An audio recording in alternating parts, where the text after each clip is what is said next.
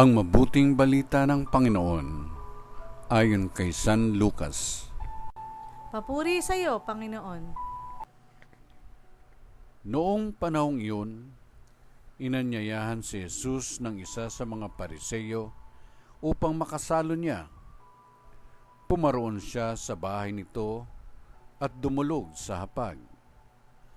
Sa bayan namang yaon ay may isang babae na kilalang makasalanan.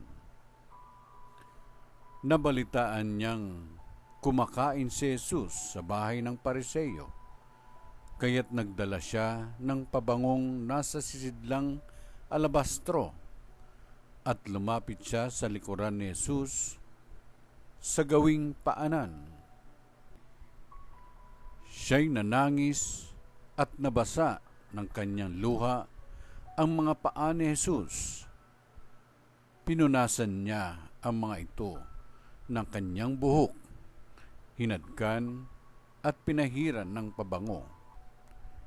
Nang makita ito ng Pariseyong nag-anyaya kay Jesus, nasabi nito sa sarili, kung talagang propeta ang taong ito, alam niya kung sino at kung anong uri ng babae ang humihipo sa kanya, isang makasalanan.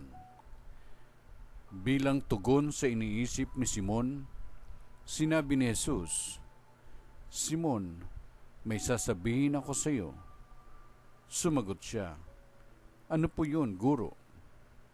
Sinabi ni Jesus, may 2 taong nanghiram sa isang nagpapautang. Ang isa'y 500 denaryo at ang isa na may 50. Nang hindi makabayad, pareho silang pinatawad. Ngayon, sino sa kanila ang lalong nagmamahal sa nagpautang?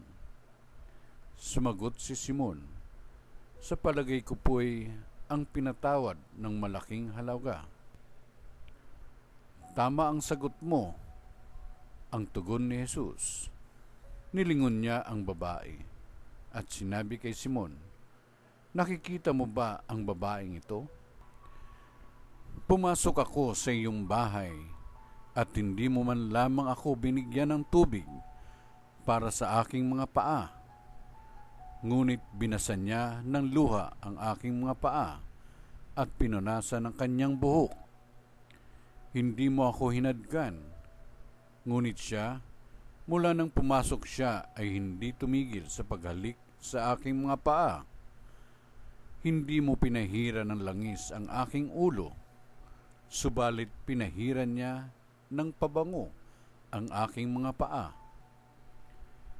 Kaya't sinasabi ko sa iyo, ang malaking pagmamahal na ipinamalas niya ang nagpapatunay na ipinatawad na ang marami niyang kasalanan. Ngunit ang pinatawad ng kaunti ay kaunti lang ang pagmamahal na ipinamamalas.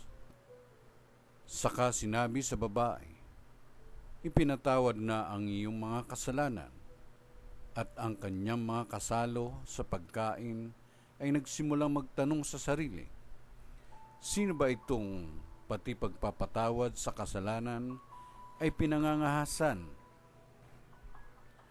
Ngunit sinabi ni Jesus sa babae, iniligtas ka ng iyong pananalig. Yumaong ka na't ipanatag mo ang iyong kalooban. Ang mabuting balita ng Panginoon. Pinupuri ka namin, Panginoong Jesucristo.